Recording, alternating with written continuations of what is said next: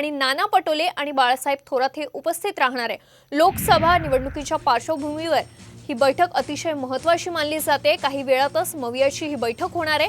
या बैठकीला शरद पवार आणि नाना पटोले आणि बाळासाहेब थोरात उपस्थित राहणार आहेत। याबद्दल अधिक माहिती देत आहेत आमचे प्रतिनिधी रुपाली बडवे। रुपाली, आजच सिल्वर ओकवर एक बैठक झाली, यानंतर परत एकदा शरद पवार, नाना पटोले आणि बाळासाहेब थोरात यांची ही बैठक होणार आहे। काय नेमकं या बैठकीत होऊ शकतं? उमेदवारांची यादी जाहीर होणार का मवियाची? महाविकास आघाडीमध्ये जागेचा तिढा अजूनही सुटलेला नाहीये। निवडणुका तोंडावरती आले असताना आता चर्चांचं सत्र पुन्हा एकदा सुरू झाल्याचं पाहायला मिळत असते।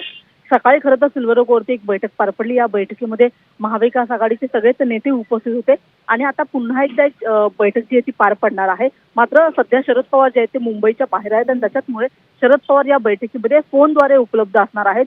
महाविकास आघाडीच्या नेत्यांमध्ये जी काही चर्चा होईल त्या चर्चेमध्ये फोनद्वारे शरद पवार आपला सहभाग नोंदवतील।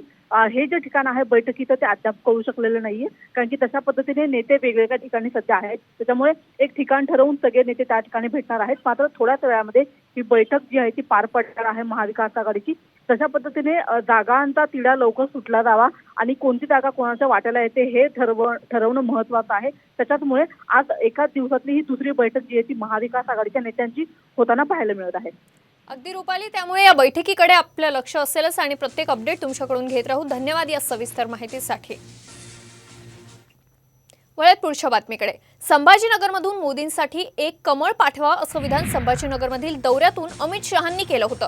त्यांच्या विधानाचा चंद्रकांत खैरे यांनी समाचार घेतलाय। आमच्या बाजूला कमळ आहे ते अमित शहांना पाठवा असा खोचक टोला खैरेंनी शहांना लगावलाय। अमित शहा तर म्हणाले इथून कमळ पाठवायचं, एक जण निवडून पाठवा। नाही, इथून फक्त मशालच येणार। बरं, मग अमित शहाने काय पाठवणार? अमित शहाला ते कमळ, बाजूचं कमळ आहे ना, इथून म्हणजे इथे बाजूचं कुठतरी असेल कमळ, तेच आहे, पाठवून देऊ।